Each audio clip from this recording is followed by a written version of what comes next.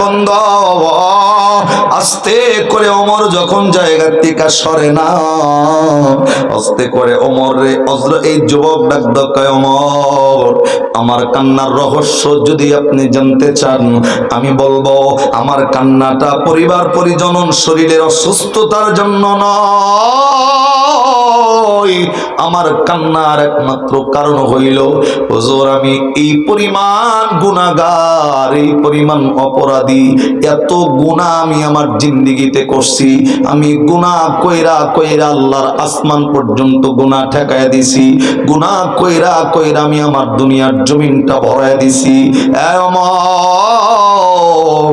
আমি কান্না করতেছি একমাত্র কারণ হইল ওই যে আমি তো গুনাহ নিয়ে যদি কবরে যাই আল্লাহ তো আমার কবরে জাহান্নামের আগুন জ্বালায়া দিবে। ওমর আমি কান্দি শুধুমাত্র মালিকের জাহান্নামের আগুনের ভয়ে। জবান বন্ধ নয়, আর একবার কন্যা সুবহানাল্লাহ। রা বন্ধু এই জায়গায় অনেক মানুষ বসছি, আমার চাষতলে বইয়া বইয়া সিনেমা দেখা দেখা চোখের পানি ফেলাইছে জীবনে বহুবার। এরে বন্ধু এক বন্ধু অপর বন্ধুর জন্য কান্না করে চোখের পানি ফেলছো বহুবার, কিন্তু এই জায়গায় কয়জন মানুষ এমন আছেন নিজের জিন্দিগির গুনাহের কারণে রাত্রিবেলায় 2 রাকাত তাহাজ্জুদের নামাজ পড়া মালিকের ভয়ে জাহান্নামের ভয়ে একটা ফোঁটা চোখের পানি কোনো বান্দা ছাড়ছেননি গত 10 বছর। ভাবেন না, দেখেন না গত 10টা বছরের মধ্যে আল্লাহর জাহান্নামের আগুনের ভয়ে একটা ফোঁটা চোখের পানি দুনিয়াতে ছাড়ছি নাকি? আরে বন্ধুরে যুবকের ভিতরে ভূত চলে আসছে, ডাকদা বললেন আমি তো শুধুমাত্র কান্না করি আমি জাহান্নামের আগুনের ভয়। যুবকটা যখনই বলছে আমি জাহান্নামের আগুনের ভয়ে কান্দি, হযরত ওমর রাদিয়াল্লাহু তাআলা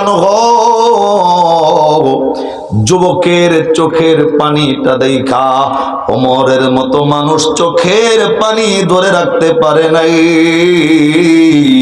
জাহান্নাম শব্দটা শোনার সাথে সাথে হযরত ওমরের গাল বায়া পানিগুলা জমিনের মধ্যে পড়তে শুরু হয়ে গেছে।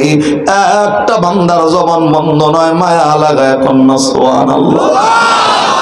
রা বন্ধুরে হযরত ওমর যখন অন্য জনের মুখে জাহান্নামের বর্ণনা শুইনা চোখের পানিটা ঝর্ণার মতো জমিনে ছেড়ে দিছে।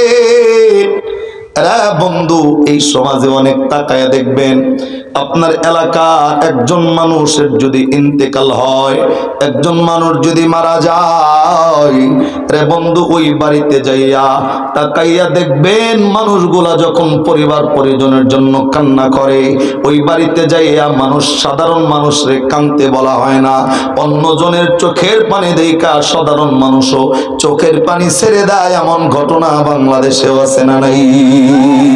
হযরত ওমর ওই লোকটার মুখে জাহান্নামের কথা শুনি না চোখের পানিটা ঝর্ণার মতো হযরত ওমর জমিনের মধ্যে ছেড়ে দিছে। রে বন্ধু হযরত ওমর রাদিয়াল্লাহু তাআলা আর একটা কথা যুবককে বলে নাই। হযরত ওমর কান্না করতে করতে একেবারে আপনার আমার পয়গম্বর নবী মুহাম্মদুর রাসূলুল্লাহ সাল্লাল্লাহু আলাইহি ওয়াসাল্লামের কাছে ওমর চলে আসছে। রে বন্ধু হযরত ওমর যখন কান্না করা করা ওমর যখন নবীর কাছে আইসা হাজির, আল্লাহর নবী কেবলমাত্র ওমরের চেহারাটার দিকে তাকায় দেখে ওমরের চোখ দিয়া গাল বায়া বায়া পানিগুলা পড়তেছিল। আরে বন্ধু নবী ওমরের চোখের পানি দেখে সহ্য করতে পারে নাই। আল্লাহর নবী তাড়াহুড়া কইরা ওমরের কাছে আইসা ওমরে ডাকদা কয়, ওমর কিসের জন্য চোখের পানিটা ছেড়ে দিয়ে কান্না করো বলো না? রে বন্ধু হায়াতের জিন্দেগিতে আমার নবী উম্মতরে এত মহব্বত এত এত মহব্বত, এমন ভালোবাসছে আমার পয়গম্বর। আরে বন্ধু, সাহাবায়ে কেরাম রে এত ভালোবাসছেন আপনার আমার নবী। আমি তো মনে করি বন্ধু, তুমি আমি ফজরের নামাজে নাই, জোহরের নামাজে নাই, আসরের নামাজে নাই, মাগরিবের নামাজে ব্যাটেন নাই, এশার নামাজ না পইরা রাত্রে বেলায় ঘুমাও। তুমি জানোনি আল্লাহর পয়গম্বর সারাটা জিন্দেগি এশার নামাজের পরে 2 রাকাত নামাজে আল্লাহর নবী ফজরের নামাজ পর্যন্ত 2 রাকাত নামাজে দাঁড়ায় নবী কাটায় দিছে। এরা বন্ধু, আল্লাহর নবী এশার নামাজ পড়া 2 রাকাত নামাজে দাঁড়াইছেন। 2 রাকাত নামাজে নবীর সারা রাত কেটে গেছে। রে বন্ধু, নবী দাঁড়ায়া থাকতে থাকতে আল্লাহর নবীর 2টা পা পর্যন্ত ফুলা গেছে। পা ফুইলা, পা ফাইটা নবীর রক্ত বের হয়ে গেছে। নবীর সেজদায় পড়ে গেছে। আয়েশা সিদ্দিকা মনে করছে নবী মনে হয় সেজদা অবস্থায় দুনিয়ার থেকে ইন্তেকাল করছে। আয়েশা মনে করছে নবী যেই সেজদা দিল নবী তো আর মাথা তোলে না। রে বন্ধু, আয়েশা সিদ্দিকা এসে নবীর আঙ্গুলের মধ্যে চিমটি কাটছে। নবী